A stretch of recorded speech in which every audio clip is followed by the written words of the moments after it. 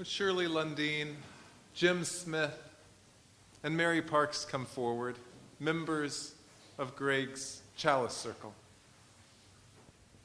We're all going to sort of speak into this microphone, and my voice is really shot. So. Greg touched many people in his work. Here are some quotes from some of his clients. Your reminder of the need for hugs and laughs was great. You lightened our load and reinforced what we need to keep in mind in order to care for abused and neglected children in Illinois. You help cancer survivors and caregivers see that there is humor and hope in all that life has to offer. You brought 200 people, together and made us a family with your speech. You gave us the courage to try something new and to push to communicate things we had been meaning to say for a long time. Having you around before our speech was like having our own court jester on site. We loved it. But your message was more than just humor. We were left with valuable insights for dealing with stress. You should provide Kleenex for runny makeup from laughing. When you shared with us, what you shared with us came from your heart. I had lost faith in a lot of things, and your presentation helped bring some of that faith back. You gave us permission to laugh, and you did it in a sensitive way, with compassion for those who came to your talk with heavy burdens. Your talk reminded me why I went into nursing in the first place and helped me find meaning in my work again. We laughed, we cried, we learned. What more is there to say?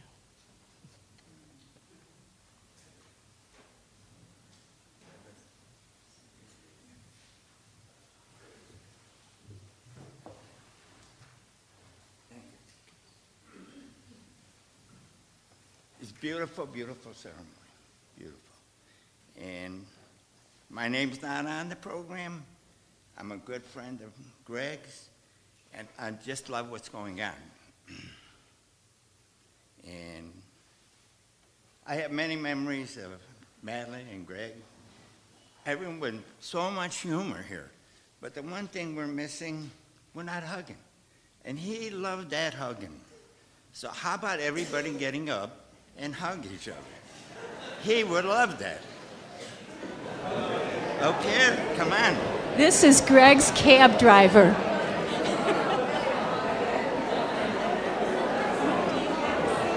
Oh yeah, I'm over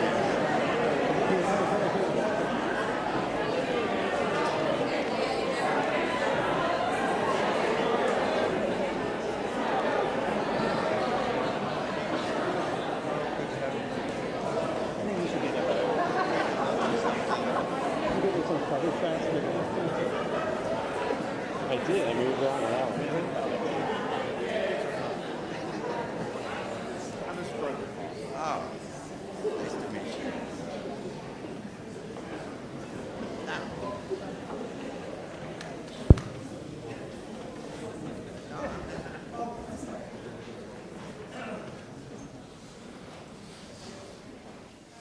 Greg always said that I was impromptu, so you're going to remember this for a long time, because 6 months from now, if this didn't happen,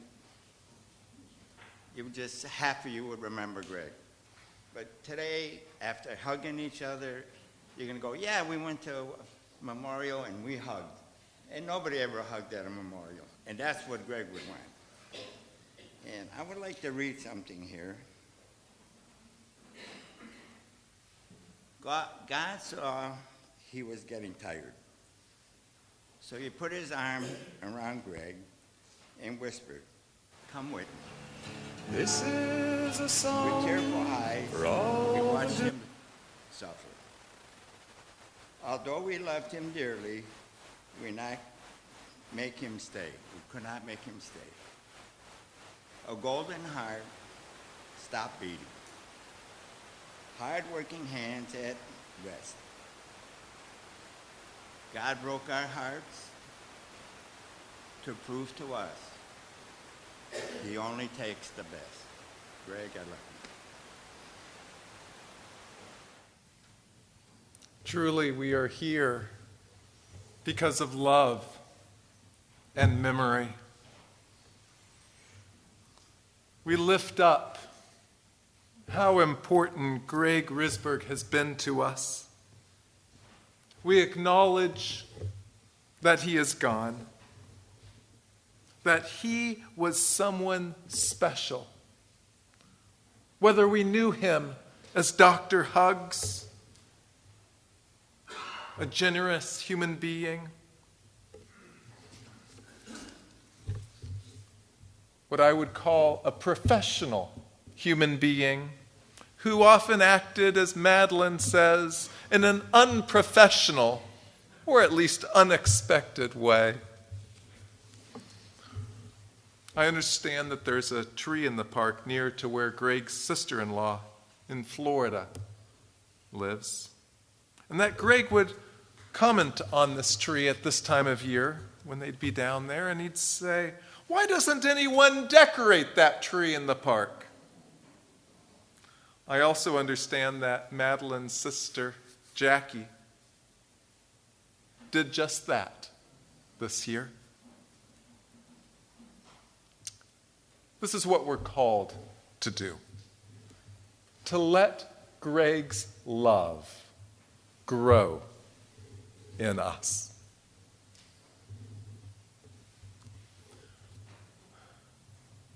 I'm so taken by Greg's journey. How he lived beyond his own feelings of inadequacy. When Madeline invited Greg over for dinner for the first time, he showed up with a can of beans. "Why are you bringing this?" Madeline asked. "Because I usually don't feel like I am enough."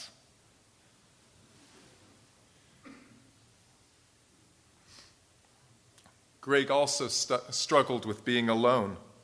When he went into a hospital for himself, not for visiting others, as he did so often, but he was asked who his next of kin was. And he replied, "No one. I have no relatives here in the United States."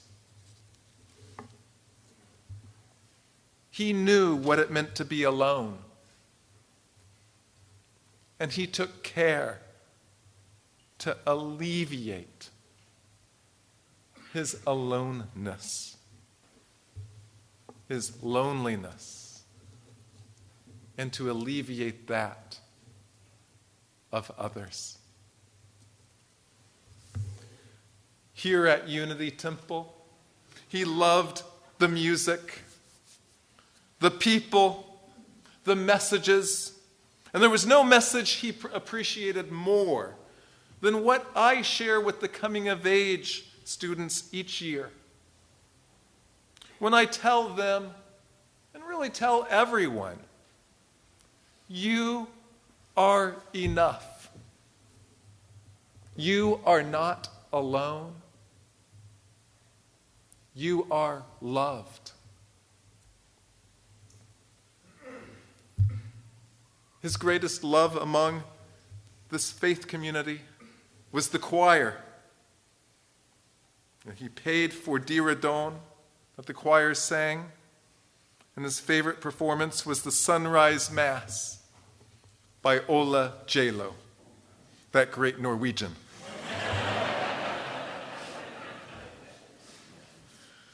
He listened to the recording of our choir singing the Sunrise Mass more than any other music in his car. It brought him solace, joy, and peace.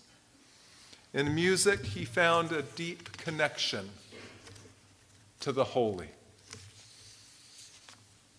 Connection is what Greg's life was all about. Connection through kindness and humor, but ultimately, kindness. And there's no greater tribute we can offer Greg than to intentionally practice acts of kindness in his memory. For this is what gives life meaning and hope. As we do so, we lift up Greg as a teacher of meaning and hope, the best kind of teacher. For the lack of a better term, a spiritual teacher. And the mark of a great spiritual teacher is one who dies an individual and is reborn as a community.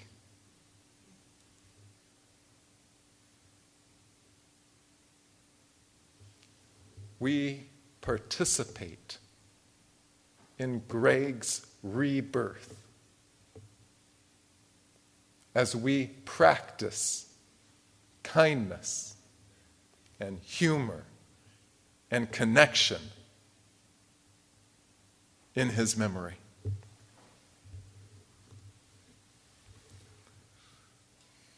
I, like all of you, was also the beneficiary of Greg's generosity and kindness. He gave me one of the most important periodicals that I read each month, The Funny Times.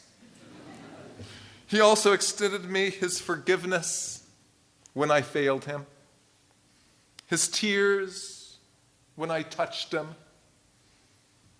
and his laughter and his hugs when we shared time together. He embodied those words, communicated them to others. You are enough. You are not alone.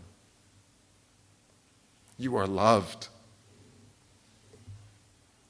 This, I believe, is what Greg sought to communicate through his gestures of kindness, his humor, his various little gifts, and finding the right gift for each person. And of course, after this service, there are many gifts. And you're welcome to help yourself to these gifts, what Madeline affectionately calls gifts from Greg. On November 11th, Greg was in Virginia to give a talk to caregivers of people with Alzheimer's. This was a free talk. This was a talk he was doing as a volunteer. And he checked in with the organizers before this event, handed out some of his buttons, and then he said he would be back shortly. And when he didn't show up, the organizers got worried and looked for him. They found him in the passenger seat of his car. He looked peaceful, his eyes closed. It appeared that his big heart had simply given out. In the hours and days that followed, each and every one of us reacted in shock and in grief. For Greg will be missed dearly. And now we respond to his loss, still in grief, perhaps still in shock. And yet, we respond in gratitude for the love he shared, the unflagging kindness he showed, the humor and connection he sowed. May we turn our hearts to prayer.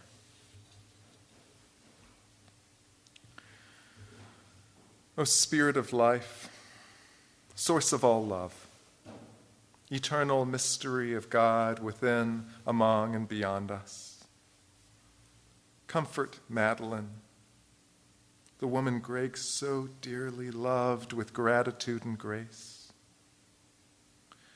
Be with his daughter, Kaylin, and granddaughter, Claudia, and help them embrace the grace of their stepfather and grandfather. Be with each of us who are so deeply touched by Greg's kindness. Remind us that our bonds with Greg have not been severed. Now that he is gone, our relationship still exists, though different. And we now carry on his love, that love calling us to practice acts of kindness. For love never dies. People do. And as Greg knew so well, when they are gone, we need to do what they and Greg would want us to do, to hug one another, to laugh with one another, and to amplify Greg's love through our kindness and keep giving his love, our love, away.